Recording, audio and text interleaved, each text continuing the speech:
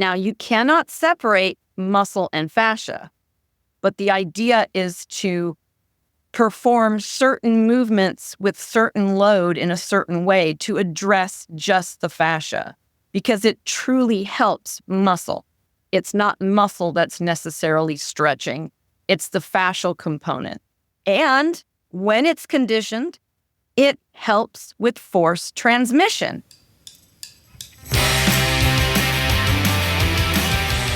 Hello, and welcome to the October 4th, 2024 edition of the TriDoc Podcast. I'm your host, Jeff Sankoff, the TriDoc, an emergency physician, triathlon coach, and multiple Ironman finisher, coming to you, as always, from beautiful, sunny Denver, Colorado. Since the last episode of this program published, we have seen in a very short time the Women's Ironman World Championship raced in Nice, France, and most recently, the latest of the T100 events that was held in Ibiza, Spain.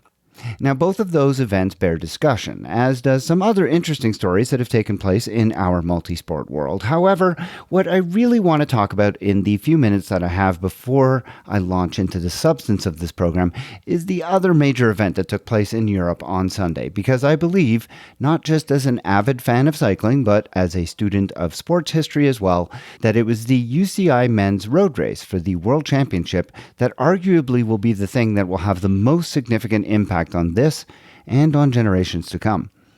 Now, if you've been under a rock for the last few days and have not heard about the incredible 100-kilometer attack of 26-year-old Slovenian rider Tadej Pogačar, including a heretofore unheard-of 51-kilometer solo ride at the front to victory, then I urge you, go read about it, or better yet, find a video on YouTube and you can watch it.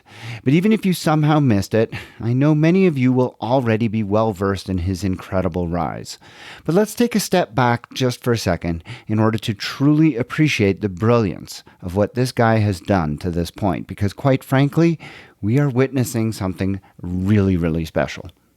Tadej Pogačar's story isn't just about winning. It's also about how he wins, the sheer audacity and dominance he brings to the sport. His 2020 Tour de France victory at just 21 years of age is already legendary. That iconic Stage 20 time trial on La Planche des Belles Filles wasn't just a coup, it was a seismic moment in cycling. Think about it. Here's this young, relatively unknown rider in his second Grand Tour event ever, flipping the entire race on its head, taking the yellow jersey from Primož Roglič in one of the most dramatic finishes in Tour history. And it wasn't just that he won, it's how he destroyed the rest of the field and expectations on that day. He didn't just inch Roglič out by a handful of seconds, he blew the competition away. It was the kind of performance that transcends the sport and enters into cycling folklore. And if you thought that 2020 was just a flash in the pan, Pogačar quickly proved he wasn't done. In 2021, he returned even stronger, becoming only the youngest rider since the 1970s to win back-to-back Tour de France titles. His ride was nothing short of a masterclass that year, especially his brutal attacks in the mountains. But what makes Pogačar truly remarkable is his versatility. It's not uncommon to see dominant climbers, strong time trialists, or fast sprinters, but to see someone excel in all of those aspects, that's really rare.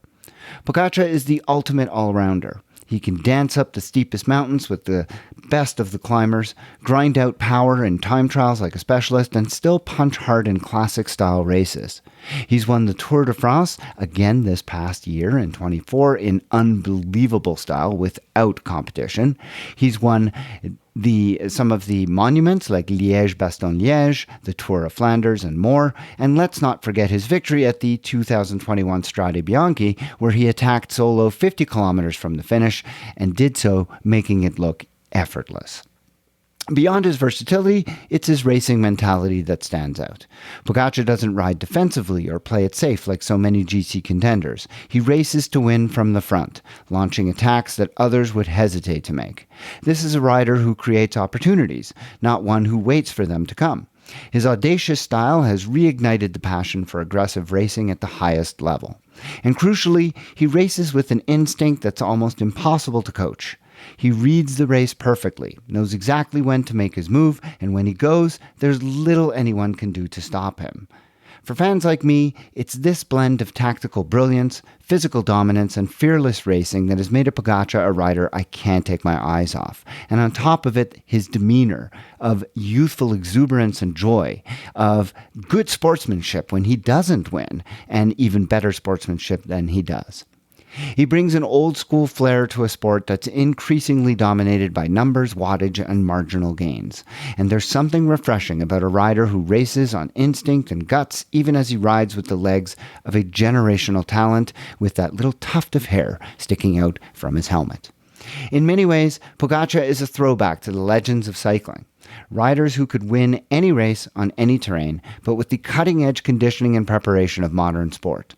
We saw that amplified this past weekend when he became the first rider in almost 40 years to win cycling's triple crown, the Giro d'Italia, the Tour de France, and the World Championships all in one season.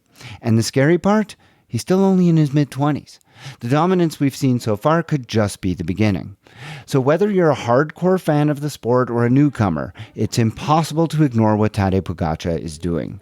He's not just winning races, he's redefining what's possible in modern cycling.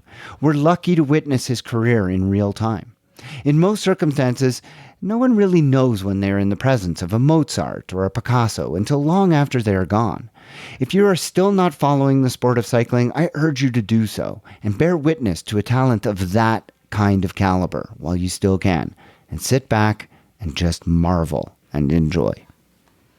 On the show today, Juliet Hochman and I are going to discuss a popular reel that's been making the rounds on social media for a little while now.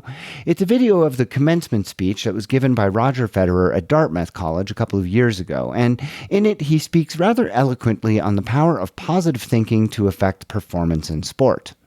On the medical mailbag, we will look at the science that supports this idea and discuss how we use it as athletes and as coaches to get the best from ourselves and from those who we coach. That's coming up in just a couple of minutes. Later, I'm joined by kinesiologist Michel Bond. Michel has done a lot of research into how to help athletes by leveraging an understanding of how to improve fascial connections.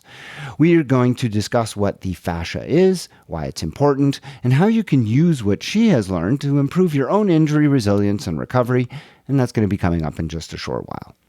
Before all of that, I want to take a moment to thank again all of my Patreon supporters of this podcast who have decided that for about the price of a cup of coffee per month, they could sign up to support this program and in doing so, get access to bonus interviews and other segments that come out about every month or so. The next of those bonus episodes will be released next week and will feature a detailed medical segment on some new research that shows how muscle efficiency in cycling is unaffected by aging. This is a surprising finding and has some important implications for all of us as we train and race into our older age groups. That bonus episode and others like it are available on a private feed for all of my subscribers. Plus, for North American subscribers who sign up at the $10 per month level of support, they receive a special thank you gift in the form of a BOCO TriDoc podcast running hat. So visit my Patreon site today at patreon.com/TriDoc podcast and become a supporter so that you too can get access to these bonus episodes and maybe the cool gift as well. And as always, thanks so much in advance just for considering.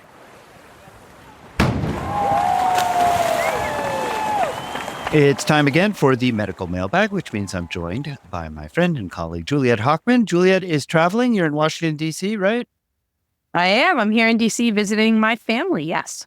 So from one Washington to the other, and then back. That's right. Last time we were about to be, that's right, just a week ago, I was in Washington State with you. Yeah, exactly. Before we get to the subject at hand, I do want to do some housekeeping.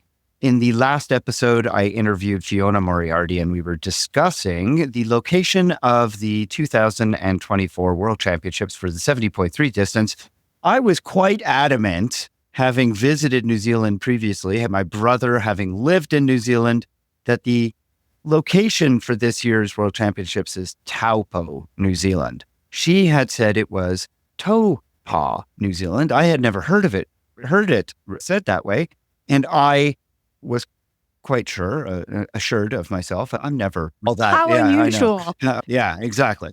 Longtime listener, friend of both of ours, Stephanie Van Beber, reached out to me and said that she too thought it might be Taupo. And she said, every once in a while, I might be wrong. And I said, no, not possible. But I decided to reach out to an expert. So here, have a listen. This is my conversation with a New Zealand resident and a Kiwi who's actually also in Washington, D.C. right now, Nikki Sweetman.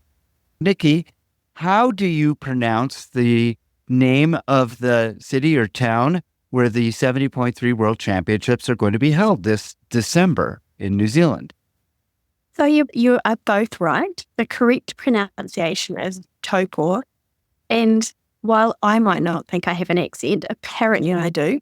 The best way to explain how to pronounce it is to say toe, as in toe on your feet, and paw, as in paw of a cat. So if you can say taupo, you're pretty much bang on how the local Māori pronounce it. Some of us, like myself and my family, we call it taupo, but no one is going to correct you either way you say it. So when I was there, I never heard taupa. That was something brand new to me when Fiona mentioned it during our interview. And in all of the years that I've been referring to the places I visited in New Zealand, I would always say taupo. So is taupo how you and other people in New Zealand will refer to it? And is that considered an affront? Do the Maori get, or No. is that, it's not? Okay. Absolutely not. So whether you want to call it taupo, which I call it taupo, or you want to call it taupo, either way you feel most comfortable is absolutely fine. There are a lot of place names within New Zealand where you can say them both ways, and I think probably over the last few years, a lot more people are getting more comfortable pronouncing it probably the correct way, but as I say, no one is going to look at you twice, and probably the majority of people will still call it taupo. So there you have it. We're both right, but I definitely owe Fiona an apology. I'm going to apologize again, Fiona. I'm so sorry, but also I'm going to send her an email to make sure that she hears. And if I was overly strident in my belief in how it should be said, we have a really interesting subject today. The subject of the medical mailbag is a Instagram reel that I saw.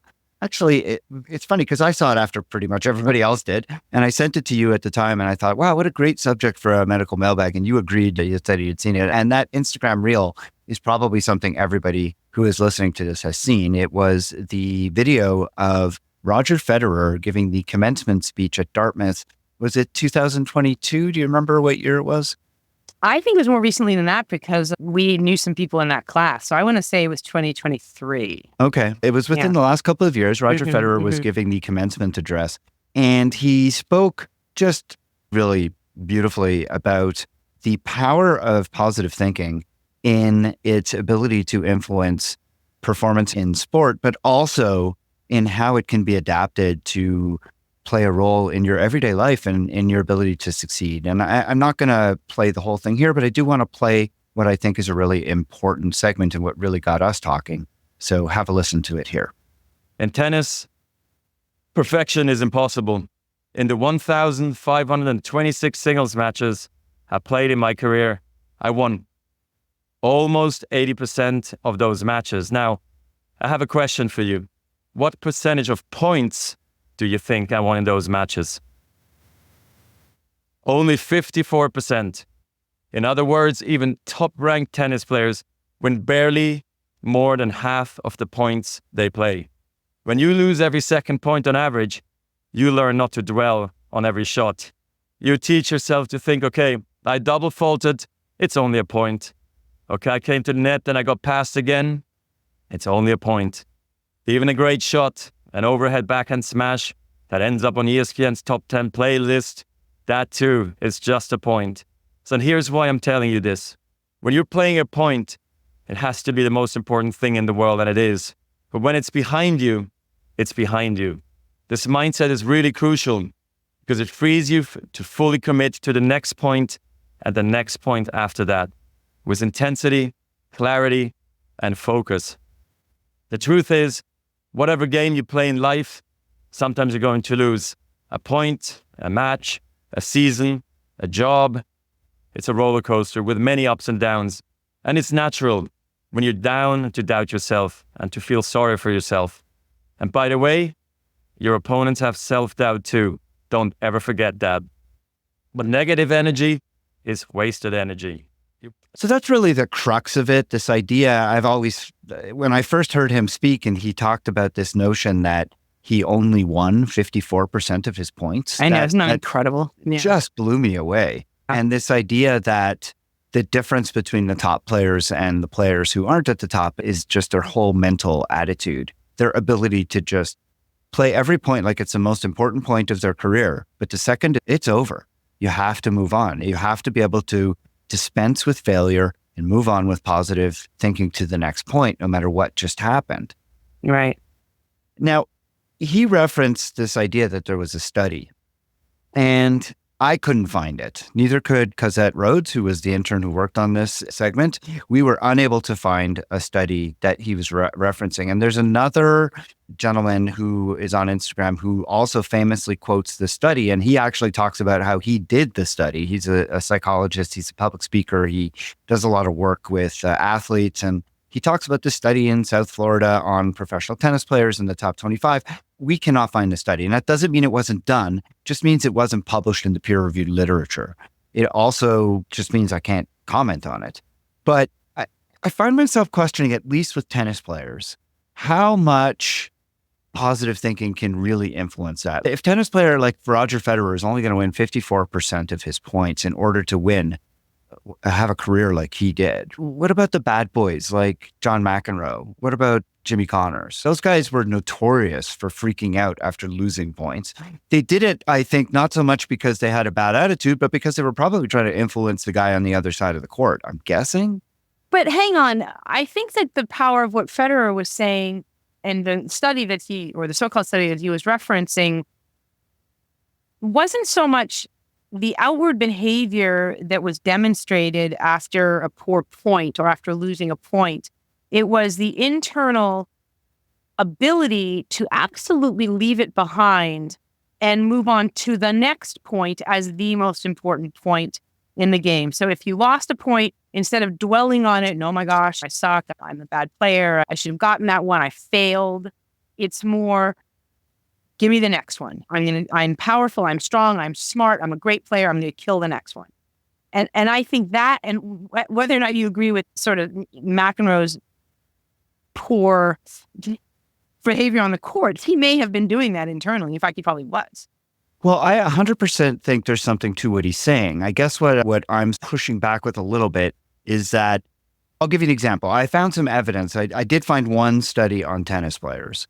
And this study on tennis players said that mental techniques and positive thinking actually had an impact on the ability of players to get their first serve in. So when you gave players you gave them coaching for positive thinking and they implemented that positive thinking, their first serve percentage went up. And I thought that was really interesting. What else can get your first serve percentage up is lowering the serve velocity. If somebody hits the ball less hard, they can get their first serve percentage 100%, but they're going to get blown out, right? They're going to lose every point. So great, they're very positive. They're going to get a great serve percentage, but that doesn't necessarily translate to a winning all the points. And there is definitely the fact that Federer, sure, he's positive mindset. He's able to deal with his failure, move to the next point, but he's still Roger Federer. I think that there's probably more to the fact that he's Roger Federer and that the mindset aspect of it maybe took him to that other level. I think that his message, though, going away from tennis player, his message of being able to look at failure as something not to beat yourself down on, but rather to grow from and to learn from. And also this idea to just leave it behind you and immediately move on to the next thing in a positive mindset. That to me is something that we can all learn from, not just in sport, but in life. No, 100%. And it's interesting. You and I just came off this wonderful weekend where we raced ourselves and we also had 22 of our athletes there. And one of the things that I will often counsel athletes on before a big race, particularly if it's their A race, and particularly if they're new to racing with lots and lots of people and it's a much bigger show. If you go to an Ironman race, for example, or a challenge race, it's a much bigger show than a local race, is that something will go wrong, right? It's almost inevitable that in such a complex day as a triathlon, particularly a long course triathlon, something will go wrong. And my advice is identify what the problem is, fix the problem, and move on. It's not going to ruin your day. Don't dwell on the problem. Don't worry about it. Don't keep repeating the problem. Just move on, move completely on from it and to whatever the next thing is, the task is that you have to do. And because it's so easy to get derailed mentally and emotionally, particularly if you're newer to the sport, right? You think, oh, there goes the whole day and I'm terrible. And you just go down the rabbit hole. The ability to recover when all of these hiccups happen, which they happen multiple times over a race. And we see that with the professionals too in our sport, professional triathletes as well. Yeah, I couldn't agree more. I think as a coach, one of the things that I try to imbue my athletes with is that kind of adaptability and that kind of attitude of, I've said it on this podcast many times, focus on the things you can control, be prepared for all the different eventualities that can come up. And if they do come up, then you're ready to go. You've got your plan and it's not as much of a surprise or a stress, but then also whatever it is, a flat tire is the most common thing, right? You get a flat on the bike, fine. You just deal with that problem, you fix it, and then you forget about it. Because the most common mistake I think athletes make is they think about all the time they lost. Oh, they exaggerate the time. They think, oh, it took me 20 minutes to fix that flat, when in reality it was maybe 5. And then they go out on the bike and they blow themselves up trying to make up that 20-minute time. And I made that mistake as a newer athlete. And recognized. And so the next time I got a flat, I was like, no, that's time lost. I can't make up for it. I need to continue executing the plan that I was on, and just that I can't do anything about what's in the past, but I can control how I react and how I move forward. And that's a good example of how I had a failure because something came up and I didn't respond well to it. And I blew myself up and didn't have a good race. And so instead of taking that failure as a sign that, oh, I'm terrible and I can't do this sport, instead I looked back at it and I really took something from it. I speak of Adam all the time. I'm sorry. I'm constantly bringing him up. But I tell Adam after every single race, there's always something you can find in every single race that you could have done better. No matter if it's your PR race, no matter what it is, there's always something. Find something in the race that you think that you could have done better from.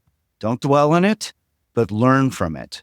And then and then in a race where you don't think it's not your favorite race, there's always something positive you can find. So I tell him, find the positive thing, dwell on that, find the negative thing, learn from that and move forward. And I try to tell my athletes all the same kinds of things. I found some evidence to show that this positive thinking actually works. And I think it's worth discussing just briefly. One of the studies comes out of Iranian Taekwondo athletes, which is an interesting subset of athletes. Unfortunately, it's a very small study, but the findings were pretty interesting. And basically the takeaways from this study was pretty simple. It was that of many different traits that they looked at and trying to imbue these athletes with, optimism was the only one significantly associated with VO2 peak and heart rate max. They could actually see VO2 peak go up and heart rate max go up.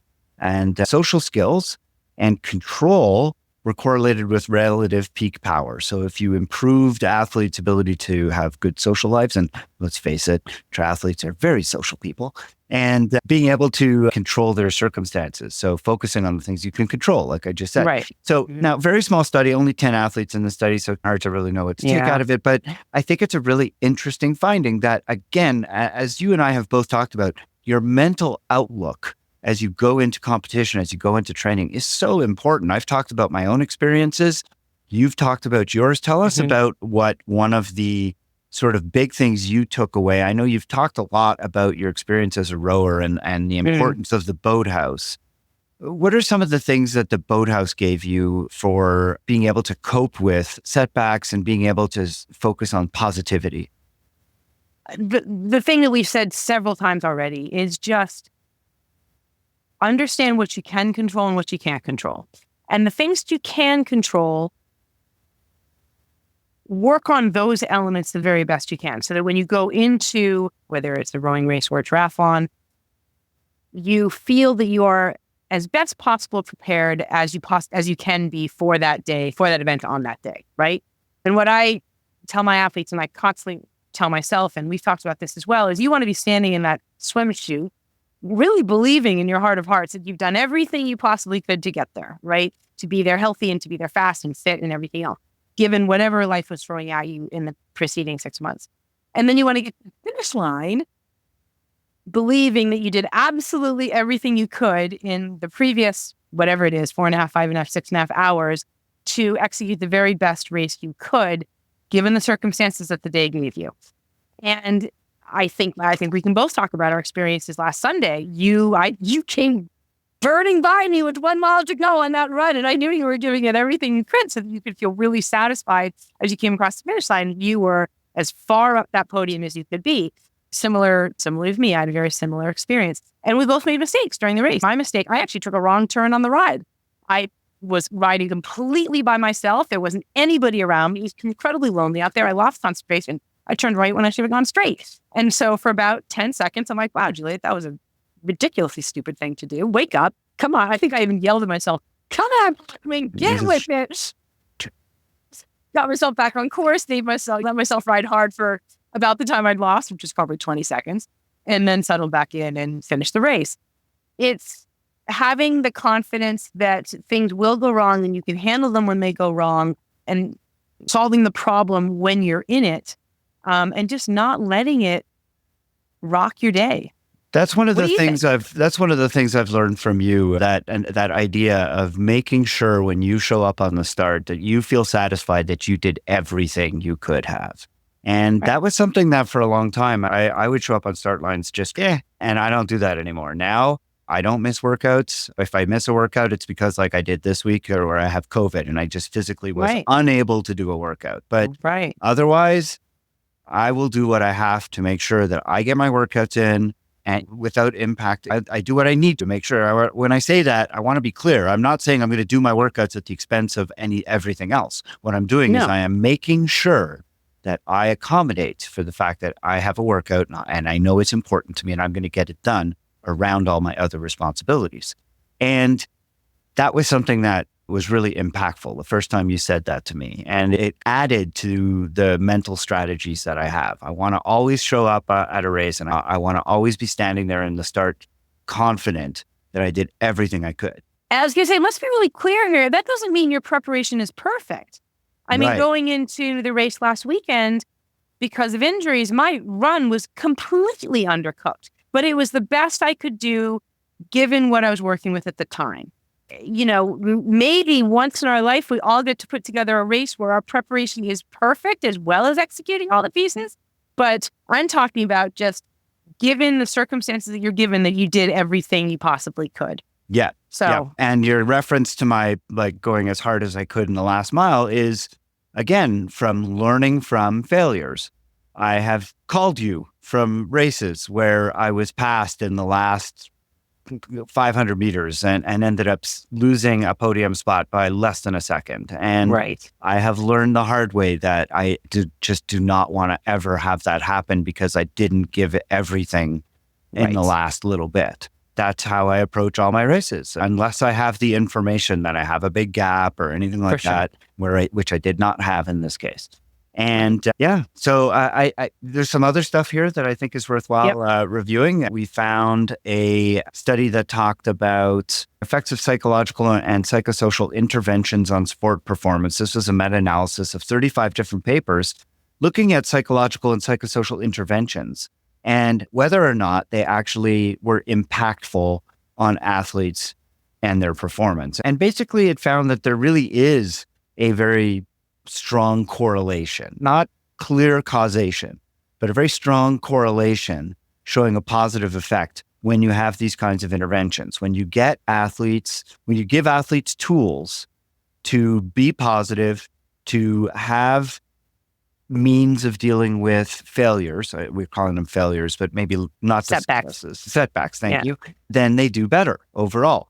But what I found most interesting in this study, the most interesting finding was who it was that was the most effective provider of those interventions. It wasn't practitioners like sports psychologists. It wasn't researchers. It wasn't the individuals or equipment managers. It was coaches, coaches like you and me. It was when the coaches who provided the athletes with the strategies the athletes really took them in most efficiently, most effectively, and actually had the best success, which I thought was pretty darn fascinating, and goes again to reinforce the importance of having a coach who believes in you and who is going to teach you how to do all of these different mental skills of things like visualization, things like rehearsals, things like when I spoke to Dia Grant, we talked about getting into flow state and clutch state and how you can practice those kinds of things in your training.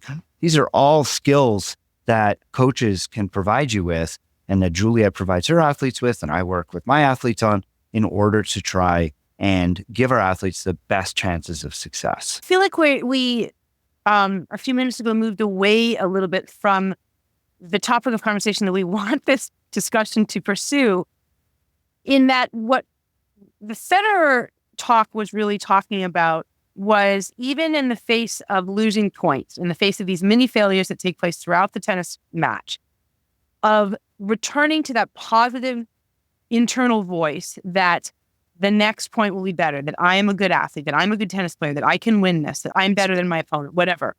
And I think that those very visceral voices, if you will, that have to exist in an athlete's head, they come from the athlete. Yes, they can also come from the coach. Absolutely. I think you and I both had the experience through our athletic career where we see a workout, or our coach tells us what they expect our race performance is going to be, and we're like, I can't push those watts, or I can't run that fast, or whatever it is. And then, of course, we do. And that, of course, belief comes from the coach, and the coach basically holding us up to a standard that we didn't know we could attain. And by having someone else tell us, we begin to believe it. And I know that I've certainly told athletes, yes, you can do a 70.3. And they'll say, no, I can't. I've only ever done a sprint. And I said, no, in 6 months, you can do a 70.3. Let's sign up for one, or whatever it is. Putting that out there, say, yes, I believe you, athlete, can do this. And then they begin to believe it, and they believe it more and more, right? So there is the belief that comes from externally, where a coach's voice is saying, yes, you can do this goal, whatever it is. But I think that the bulk of this really does have to come from the athlete. And I do think it is, maybe part of it is internally learned, but I also think it is a learned skill on how to push yourself along when things don't go right. We talked about this before on this podcast, about having that kind of mental toolkit of, this is what I'm going to say to myself when my goggles get knocked off, or when I'm way off the pack, or when I'm undershooting my power, or when my run pace is off, or when someone comes by me who I know is in my age group. This is what I'm going to say to myself. And being able to rummage around in that bag of tricks and come out with, I have all kinds of things that I say to myself in a race. And some of them are to say them outside a race situation are ridiculous, right? They sound absurd. And I remember learning this as a young rower, as a young Olympian. I would say things to myself that, again, were absurd within the context. But in the moment, you believe them, and it inspires you, and it moves you along, and it takes you to the next level. And it has you continuing to believe that, get out of my way. I'm coming for you. Get out of my way. Yeah. And that, I think, is what, and maybe whether you're competing for a podium spot or not, maybe you just need to keep going on the run. It might be a slightly different voice, but it is, I am powerful, I am strong, I am kicking ass, I am eating these hills for breakfast, I am whatever it is. But athletes have to practice that and have to have that. It doesn't just happen.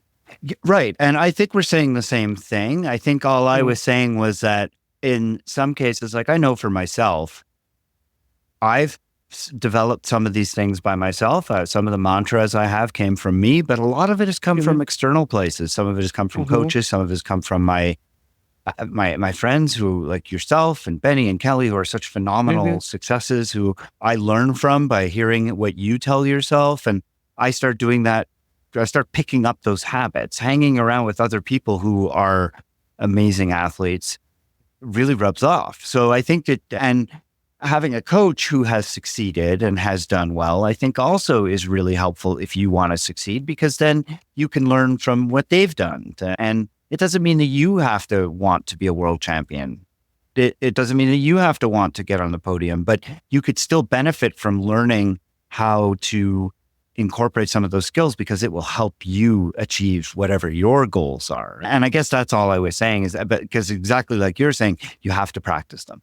You have to practice positive thinking in your everyday life. You have to practice it, finding those failures, those little micro failures that happen and learning to see them as opportunities. And every time you see it as an opportunity, as a way to grow and get better, you've succeeded, and you're just going to make yourself propel along that pathway towards the goal that you have.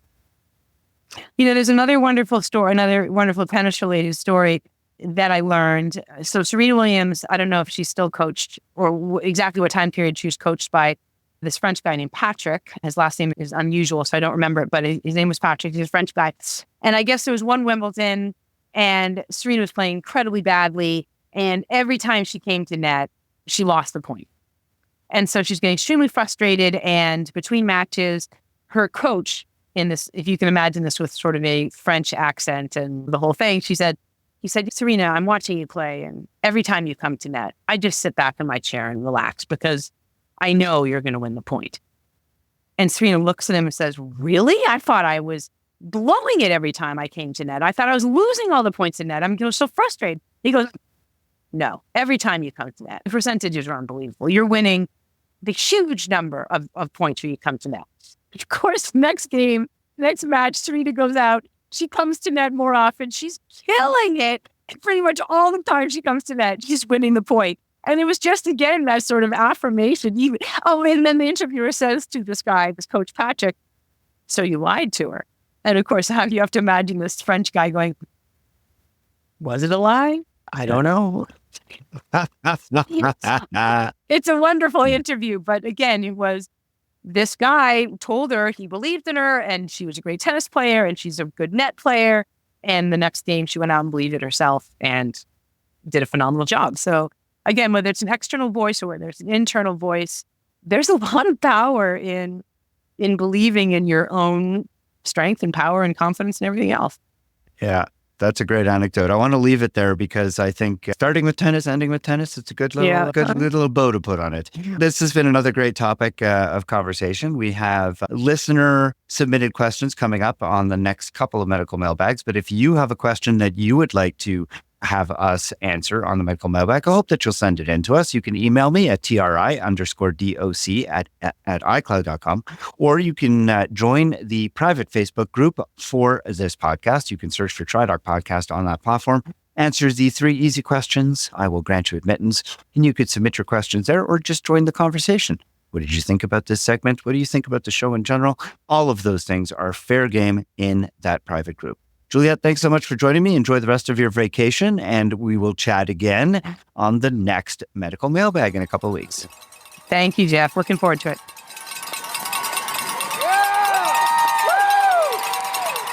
My guest on the podcast today is Michel Bond. Michel is a kinesiologist who has been serving clients since 1999 and is at the top of her field by no other means than hard work, study, and gaining the trust of the over 1,200 clients that she's worked with. She holds a master's degree in kinesiology from the University of Texas with advanced coursework in sports psychology and cardiovascular disease. She's a published researcher in the area of strength and connective tissue and is a Fascia Research Society author and contributor.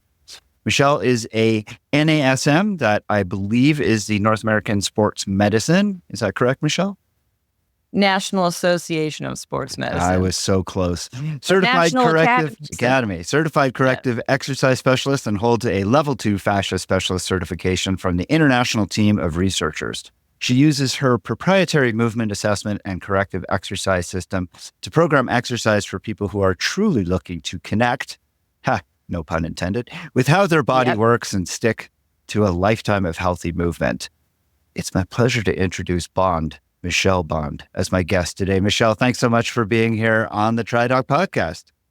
Thank you so much. I really appreciate this opportunity. You gave me thank you for that wonderful introduction. I want to begin first just with this whole notion of fascia. I think that a lot of my listeners will probably be familiar with the concept or the word, but they probably don't really know what it means. So help my listeners understand what fascia is and why they should care. That is a great idea, because out in the mainstream arena, there are some great definitions and some are very less weighted, let's say. And I will just say this to your listeners. You're going to be on the upside of knowledge here. In fact, there's a nomenclature committee right now, meaning we are continuing to develop the definition of fascia in real time. So what does that mean for all of us? It means that some disciplines include some structures because they're anatomists and surgeons, and other people include other definitions or philosophies because they are movement practitioners or hands-on practitioners. So for us today, we're going to include things like ligaments, tendons, it's this unified web, I guess I should say, this tensional system that I'll describe later, that surrounds and penetrates every single thing. So that's nerves, vessels, bone, muscle, your organs, everything. And so the idea is we're going to include those structures. Again, the definition, you'll see if you read research or listen to different practitioners, there are different definitions based on the kind of practice they are involved in. So for us as movement people, or people enjoying exercise and sport, we have to include this whole idea of, even though ligaments and tendons have a different definition to some people, we are going to include that because that is a part of the system. So again, it's this ubiquitous system, this tensional net through the entire body. Yeah, I think of it as a connective tissue that kind of binds all the stuff together, that kind of holds everything within the organism from just being otherwise a gelatinous mess. Is that kind of a way of thinking about it? Yes, and that's a great point, because there's two main layers. The superficial layer, which is becoming all the rage now, but we're not going to deal with that right now. We're dealing with the deeper layer. So within the deeper layer, there's this layer that's right under the superficial layer and some fat layers that is like this elastic, as the researchers call it, the elastic bodysuit. So it is connecting us from head to toe with this connection, not just connection for movement, like movement and force transmission. Okay, but under that suit, then you have the layers of fascia that are invested in the muscle and other structures. So the deeper layer, to me as a movement professional, is divided into sort of two different layers in that deeper layer. So we can talk about that suit and then what's going on with the muscle and bone. All right. So as athletes, why do we need to know about this? Why do we need to even bother? Why is it important? Oh, this is my favorite part to start. I did a presentation about the embryology of fascia. So it's truly muscle's partner. And as athletes and recreational enthusiasts, we think about muscle and how our bones are maybe, but this fascial concept truly is muscle's partner. Within, let's say, 5 or 6 days in your mother's womb, yes, we're going all the way back there, there's this spewing of fine web. And that is the beginning of the fascial system. And guess what? The muscle tissue grows into that layer or that direction. So what I say to people is, if it's that important then, it's got to be that important here in our bodies as adults or young adults out there in the world doing exercise.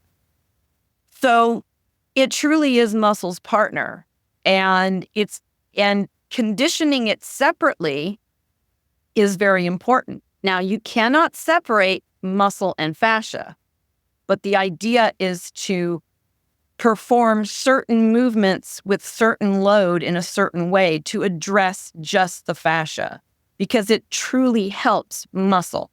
It's not muscle that's necessarily stretching. It's the fascial component. And when it's conditioned, it helps with force transmission.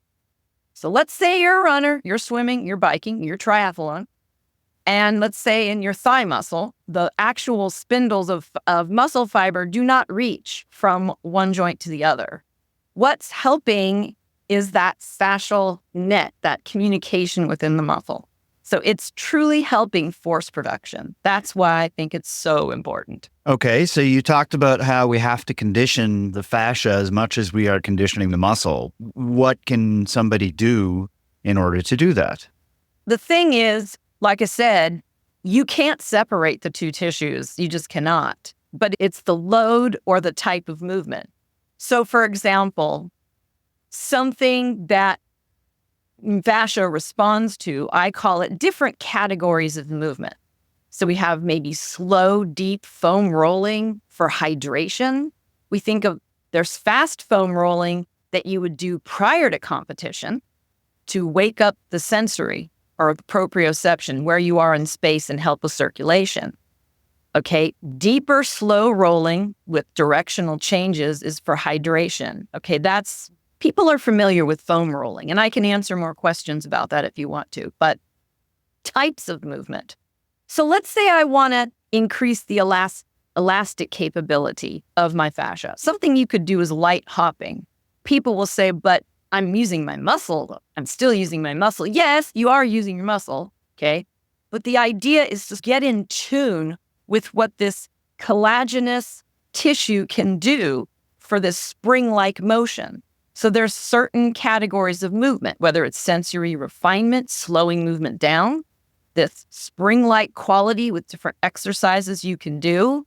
There's slow directional changes. So for example, instead of just standing in a calf stretch like we do for 30 to 40 seconds, there's other techniques to embellish this tissue, whether it's holding at the end range of motion and doing slight pulsing movements. There's different kind of receptors in the fascia. So you want to do movements that stimulate all these kinds of receptors. When you're stretching, for example, instead of just one muscle, we want to stretch in long muscle chains. We want to perform fluid movements that are elegant. Now you're wondering, where can I get all this information? Hopefully by the end of August, I will have my fascial program done and ready for you to take a look at. Because again, you can't separate the tissue, but I just finished doing a 10-week mentorship with some of the researchers, and there's different categories of movement that embellish and accentuate how this tissue can operate optimally. So while foam rolling and static stretching and warming up is good, there are some other categories of movement that can be performed, and they don't take a lot of time. That's the beauty of it. So it sounds to me like you said, you can't separate muscle from the fascia, you can't separate fascia from the muscle, but you can accentuate the benefits to the fascia by doing a different kind of movement, different kind of activity that is going to accentuate the benefits to the fascia, even though you're still using the muscle. And I heard you mention hopping, and I've heard a couple of different times people advocating things like jump rope. Jumping rope is a really good activity that not only benefits the muscles, but also is one of these activities that I'm from listening to you, is I'm guessing could be one of those things that could benefit tendons and ligaments and also some of these fascial components. Would that be an accurate assessment? Absolutely. It's just the thing is it's increasing load over time. So this is so perfect timing I finished this mentorship because we were talking about hopping or jumping rope. When you get to a point where you start feeling your calf muscle, stop. Because now you're using muscle and not the recoil property of the fascia. So that means don't jump rope for half an hour. Do it for literally 30 seconds or a minute and work your way up to this place where you can be light and springy. I once did this on a treadmill training for a marathon where I got my brain into my Achilles tendon and my calf muscle. And I said, stop contracting. Be light and springy. And the only way that you can practice that is to literally do that thing. So it's something that takes practice, but the muscle when walking, like for walking, running a little bit, but walking especially, you're using more of the elastic properties of the fascia, not so much the muscle contraction. So this is an idea you can use. Yeah, no, I got you. And then what about for recovery? You mentioned that it's important to help the fascia just the way we do with muscles. A massage, for example, is, I'm assuming, one of those things that you can do. What are things that you could do to accentuate recovery of the fascia after a hard effort? Hands-on therapy will always be number one, especially from somebody who understands the delicate layers of the superficial fascia and deep fascia.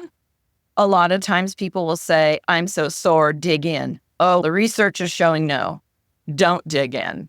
Hands-on therapy, whether it's massage or other. I will also be an advocate for acupuncture because one of the main researchers who works at the Harvard Alternative Medical School there, she's not only an MD, but she's an acupuncturist. And she did some fabulous research showing that when the acupuncture needle is in, the fascia jumps and grabs onto the needle. Pretty cool. So that is this circulatory effect. If you do not have access to that, then the next best thing would be tools like a foam roller. If you're not able to get on the ground, a lot of times I use a spiky massage ball against the wall with some of my clients. Or they're on a table and they have their leg up on a table using the ball. But for the sake of discussion here, we'll talk about the foam roller. And that's what I mentioned earlier was this deeper, slow foam rolling. I'm going to say my very famous line everyone knows, or you'll know now, annoyingly slow. So if you're foam rolling the calf, let's just take that for an example, from the ankle towards the knee, not under the knee, but just the belly of the calf. What you're trying to do is go one direction, especially there because there's one-way valves. We just want to go one way. And you're literally going super slow, rolling left to right. And that is it. You're going to do that only one time and leave maybe 2 to 3 days in between that body part. Because what we're finding is that type of pressure is very similar to hands-on therapy. And we found in the lab that there's collagen degradation, meaning it's going away. The collagen is being degraded in the body. And in that area, it needs a chance to build back up. So that would be a very direct way to recover in terms of direct input through pressure.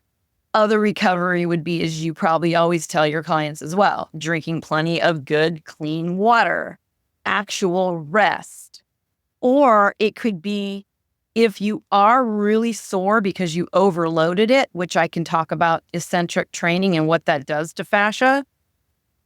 Don't sit all day long. Try to just move. My first marathon was a dare, okay? I trained 1 week. That's it. I did all 26 miles. I could only walk 1.1 miles an hour on the treadmill for 5 days. But I didn't sit down. That's what your fascia wants. Unless you are severely injured and the doctor says sit. But generally speaking, do not sit. This is a huge thing for recovery. You gave me a lot to think about there, and it all got jammed in my frontal lobe. I was trying to decide how to respond.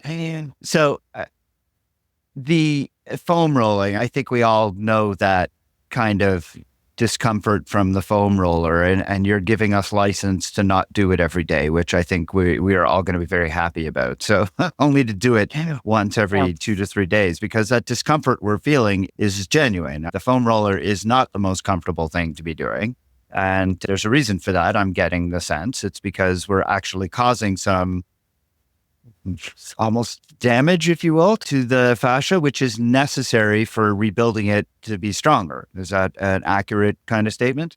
Actually, if you're training too hard, the fascia is going to respond in a negative way, which means it's natural to overtrain or try something too soon in loading, let's just say. But the foam rolling, I'm glad you brought that up. The foam rolling shouldn't be painful.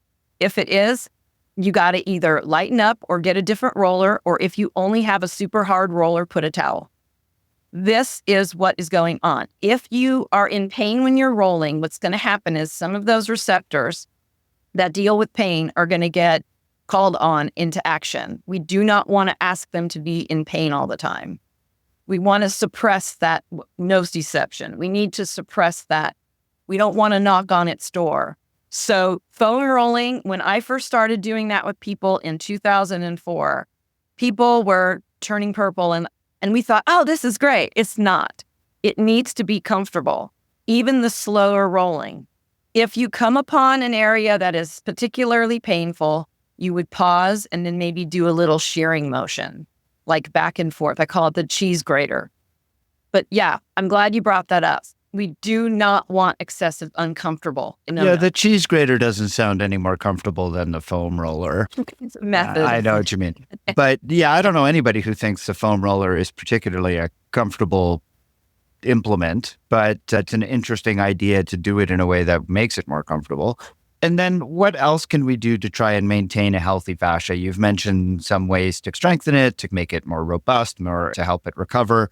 You mentioned drinking adequate amounts of water. Is there anything else that we could do to try and encourage a healthy fascia? Because again, this thought of how it works in conjunction with our muscles. And I know for myself, I definitely can think of the tendon to the ligament, to the muscle, to the fascia within the muscle as all one big unit.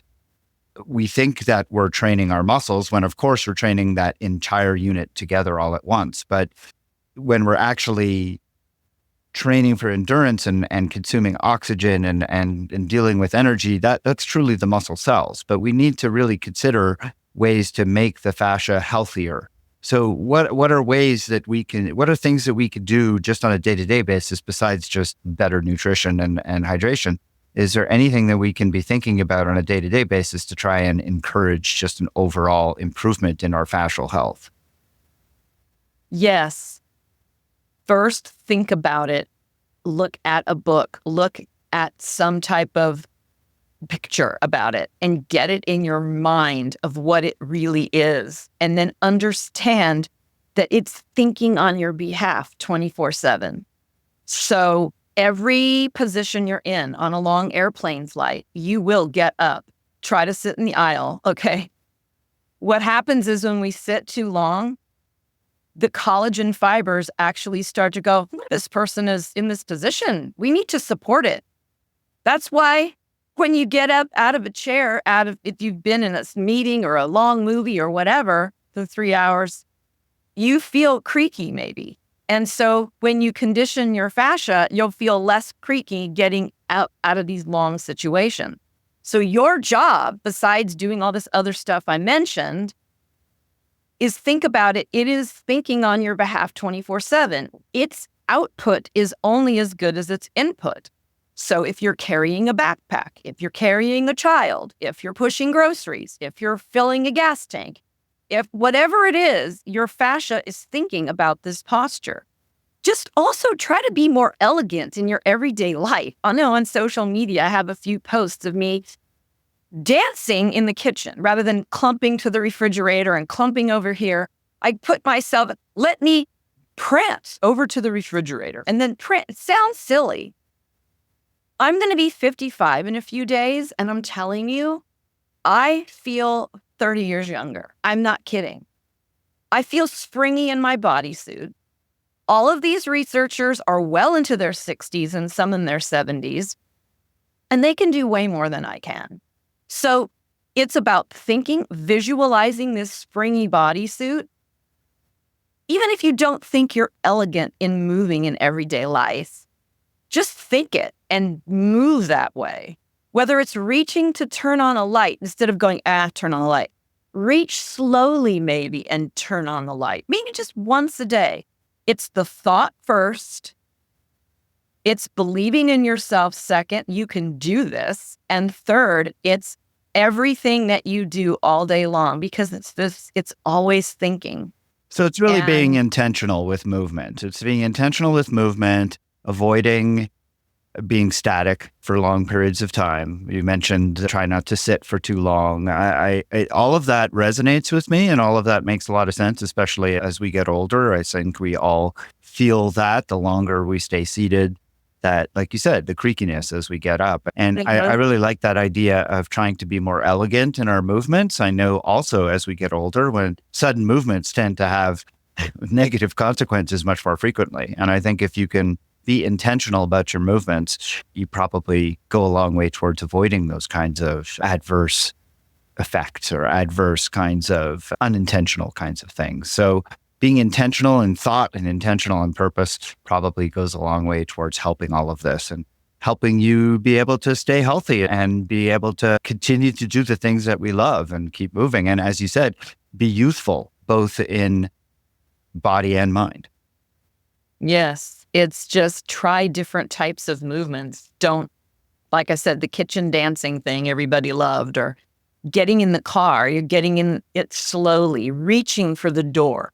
It makes a difference. Take a dance class. That's what I tell all triathletes once in a while. Move in all the directions and stay springy. We hear a lot about yoga, and I'm curious on your opinion of yoga. Is yoga a positive thing or potentially negative? I personally, I'm agnostic. I know a lot of people love yoga. I just don't. My own time limitations have prevented me from being able to incorporate it, but I have given a lot of thought to trying to get it involved, especially this off season that's going to come up in the fall.